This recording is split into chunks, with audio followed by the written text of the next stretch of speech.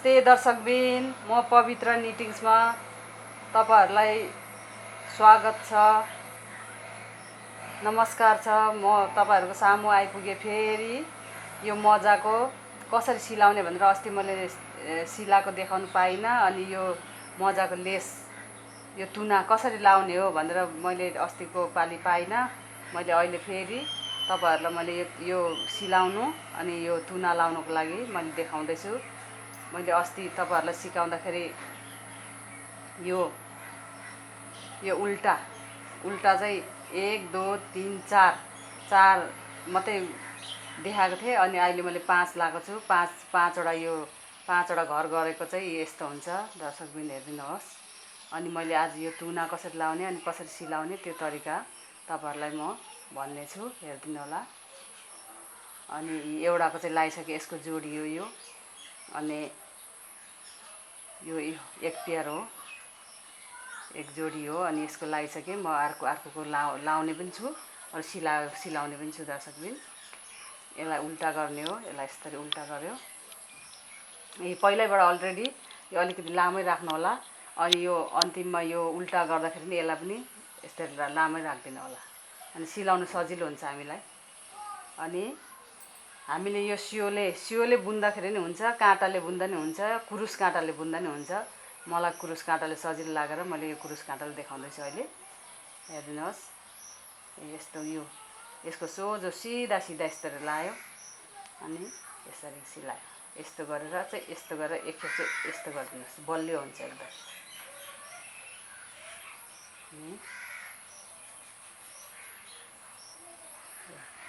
यसको सिधा भागमा तलमाथि नहोस्, ठ्याक्कै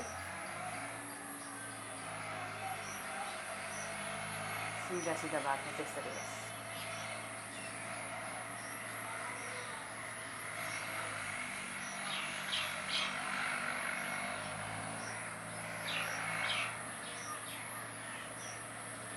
अगर यो छोटो भयो भने नि फेरि जोडेर सिलाउँदा हुन्छ, पुगेन भने पनि।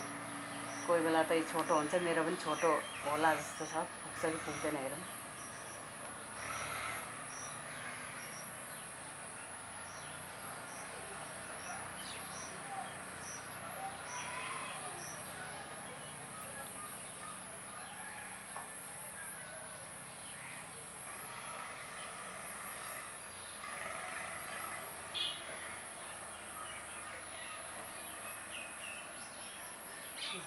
यसरी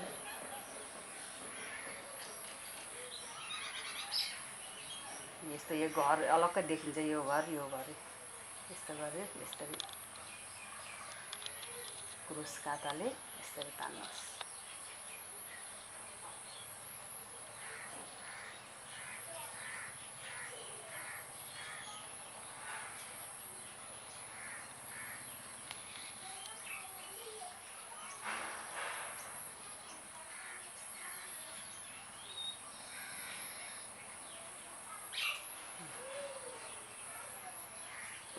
यस्तो गरेपछि यो सक्यो, यताको भाग सक्यो। अनि यस्तो गरेर तानिदिनुहोस्।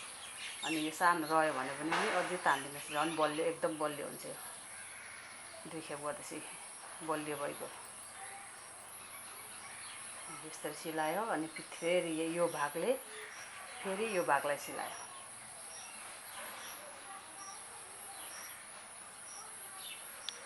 सिधा घरै पछि लानुहोस्। यसलाई पनि यसरी डबल गरिदिनुहोस्।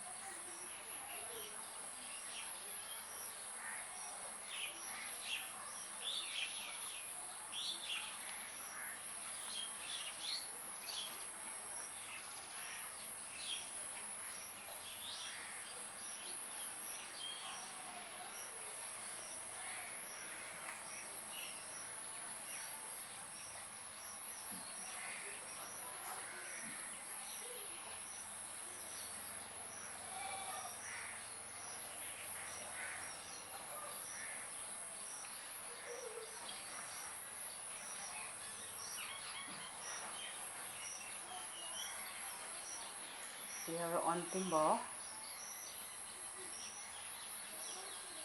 सक्नु आँटिसक्यो यसरी। अब लास्ट रह्यो, यसलाई पनि यस्तो गरेर यस्तो गरेर यसरी फेरि अझै एकखेप गरिदिनुहोस्, अनि बलियो हुन्छ। यस्तो गऱ्यो, त्यहाँबाट यो रहेको भागलाई कैँचीले काटिदिनुहोस्।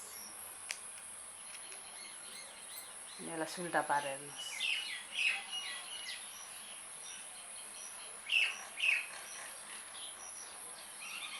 कस्तो क्युट भयो हेर्नुहोस् त। यसको जोडी यो हो, यसको जोडी यो हो। मैले यो अब तुना बनाउनु तपाईँलाई भन्नेछु, सिकाउनेछु तुना बनाउनुको लागि। यो तुना अब यस्तो छ भने हामीले यतापट्टि बनाउनु पर्यो। अब यसको यतापट्टि निस्किएको छ भने यो यतै बनाउनु भएन। यस्तो छ भने बनाउँदाखेरि दाहिने देब्रे बराबर हुन्छ। यो एकै सँगसँगै बुन्नुहोस्। मैले यो सँगसँगै बुनेको हेर्नुहोस्, तलमाथि छोटो केही पनि छैन, सँगै एउटै काँटामा बुन्नुहोस्। अनि यतापट्टि तुना लागेको छ भने यतापट्टि लाउनुपर्छ। अनि देखाउने छु। तुना लाउँदाखेरि के गर्नुपर्छ भने यस्तो गरेर यो सुर्काउने पार्नुहोस्। यसरी सुर्काउने पारेर यहाँबाट यसरी निकाल्नुहोस्, अलिकति यस्तो गर्नुहोस्। अनि यसरी लेस तान्नुहोस्। यसरी लेस तानेर चाहिँ यस्तो गरेर 1 2 3 4 5 6 7 यो तपाईँलाई जति 7 वटा राख्यो नि 10 वटा राख्यो नि हुन्छ। अनि यस्तो गरेर यो डल्लो खालको मैले यस्तो देखाएको छु तपाईँलाई। त्यो पम भन्ने एउटा बुरुरु परेको त्यो लाउँदा नि हुन्छ। तर यो अहिले यो चाहिँ सजिलो हुन्छ, यो निस्किने पनि केही उयो टेन्सन हुँदैन। अनि यसरी 7 वटा लगायो, त्यहाँबाट लेस तान्नुहोस् तपाईँले। 1 2 3 4 5 6 7 8 9 10 11 12 13 14 15 16 17 18 19 20 21 22 23 24 25 26 27 28 29 30 31 32 33 34 35 36 38 38 39 40 41 42 43 44 45 46 47 48 49 50 51 52 53 54 55 56 57 58 59 60 61 62 63 64 65 66 67 68 69 अनि तपाईँलाई यो कतिको मैले यो 70 को लेस तानेको यो मैले, त्यही भएर अहिले यो 70 तपाईँलाई कतिको लामो कतिको छोटो चाहिन्छ त्यो अनुसारले बनाउनु होला। मैले 70 गरेर थालेको छु। अब यो लेस यतापट्टि छ भने हामीले यतापट्टि लाउनुपर्छ। यतापट्टि लाउनुको लागि यस्तो गरेर यसलाई यो सेन्टरमा आउनु पर्यो नि त। यो फुल त यो सेन्टरमा आउनुपर्छ। यसको झुम्का त त्यही भएर यसलाई सेन्टरमा पार्नु पर्यो। यसरी लाउनुहोस्। यो कुरुसले नै यसरी तान्नुहोस्।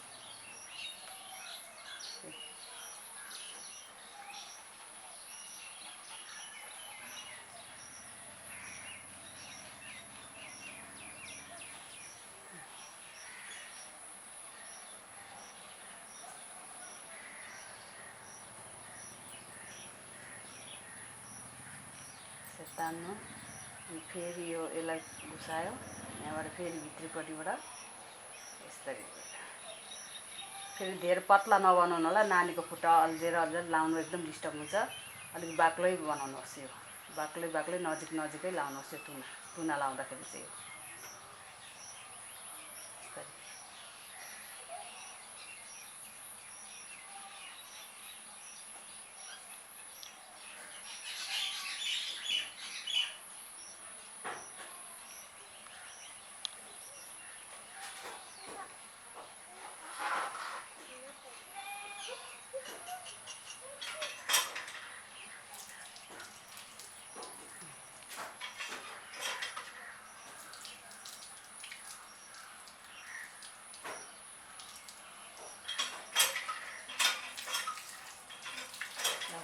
यो नजिक पार्नुहोस्।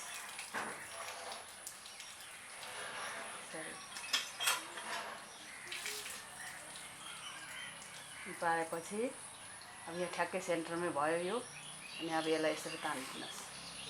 फेरि यसको झुम्का बनाउनु पर्यो।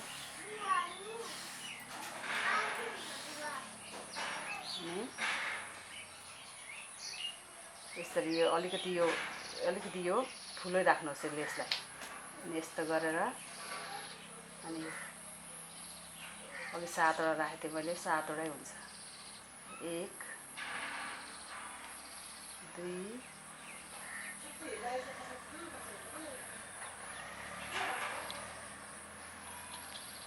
3 4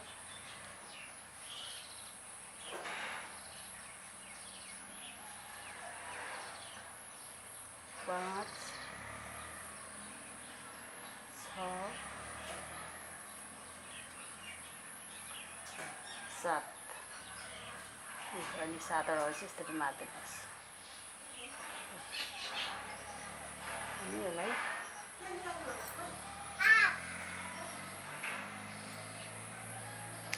यसरी काट्दिनुहोस्। त्यहाँबाट यो यस्तो डोरी देख्यो भने राम्रो देख्दैन साथी हो। यस्तो गरेर यसलाई यस्तो गरेर लुकाइदिनुहोस्।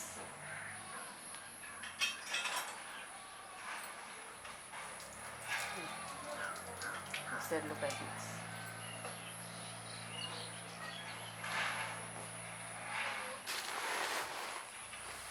अनि यसलाई पनि लुकाइदिनुहोस्। यो बाख्रा पनि किन कराउँदैछौ? घाँस काटेर हालेको त अघि। यो अलिक लामो भयो नि यसरी।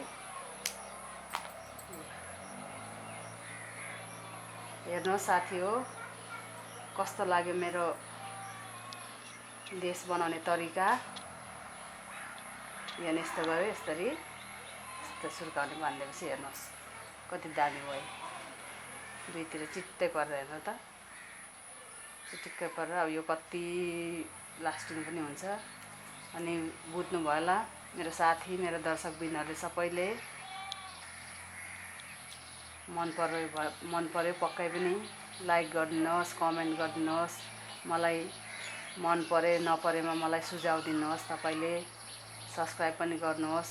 अगर नयाँ साथी दिदीबहिनीहरूले मजा बनाउन सिक्नु हुँदैछ भने सब्सक्राइब गरिदिनु होला। बेल आइकनलाई थिचिदिनु होला। धन्यवाद, नमस्कार छ। थ्याङ्क यू मेरो साथीहरूलाई।